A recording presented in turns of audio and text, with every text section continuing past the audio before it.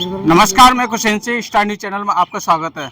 जनपद अलीगढ़ के कलेक्ट्रेट परिसर पर हैं तमाम लोग, जिनकी तस्वीर को आप देख लीजिए। इन लोगों ने जिलाधिकारी महोदय को अपना ज्ञापन दिया है। इनकी मांग ये है कि सर सैयद अहमद खां, जो वीर क्रांतिकारी थे, जिन्होंने अलीगढ़ यूनिवर्सिटी की स्थापना भी की, उनके लिए भी भारत रत्न दिया जाए। बाकी लोगों के लिए भारत रत्न राजनीति से प्रेरित होकर के दिया गया है और इन लोगों की ये भी मांग है कि सर सैयद अहमद खां को भारत रत्न है, इनको दिया जाना चाहिए। और जिलाधिकारी महोदय से इनकी मुलाकात हुई है, क्या आश्वासन मिला, सारी खबर को विस्तार से जानने के लिए इनसे बात करते हैं।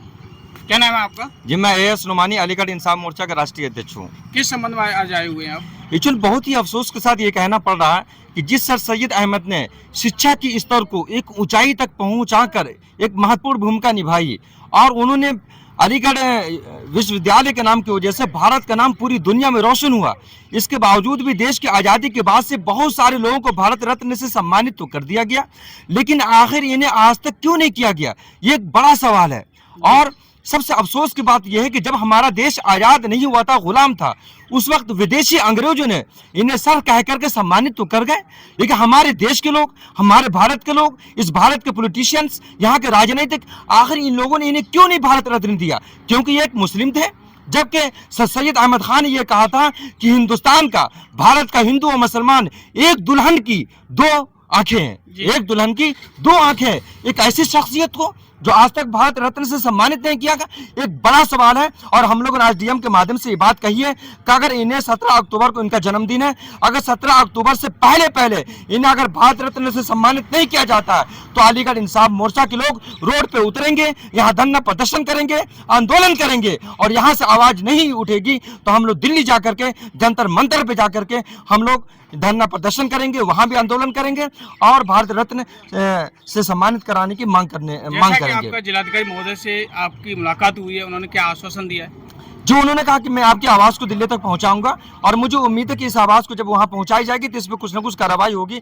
और मुझे भी उम्मीद है कि इस सरकार के अंदर अगर हम लोगों ने जगाने का कार्य किया तो हमें पूरी उम्मीद है कि ये सरकार किसी न किसी तरीके से एक ऊंची शख्सियत को, इसलिए कि अभी कुछ दिन पहले आपके नॉलेज में होगा कि जब मोदी जी यहाँ एक प्रोग्राम में जब उन्होंने हिस्सा लिया था, उन्होंने ये कहा था कि अलीगढ़ कैंपस एक मिनी इंडिया है, एक मिनी इंडिया। तो जो इंसान इतना बड़ा शब्द करके और अलीगढ़ के नाम को रोशन करने का कार्य किया, तो हमें पूरी उम्मीद है कि अगर हम लोग इस आवाज़ को बुलंद करेंगे और भी जो यहाँ के राजनीतिक लोग हैं, मैं उनसे भी अनुरोध करूंगा कि वो लोग इस आवाज़ को बुलंद करें ताकि समय से पहले उन्हें भारत रत्न से सम्मानित कर दिया जाए। जी सर, आपका क्या नाम है?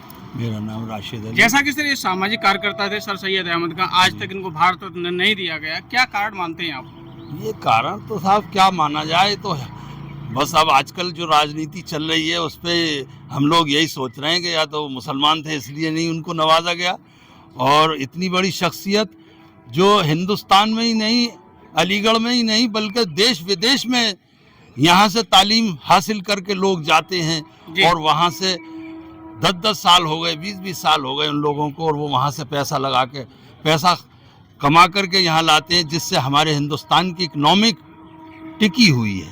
जी। इस पर किसी सरकार ने गौर नहीं किया।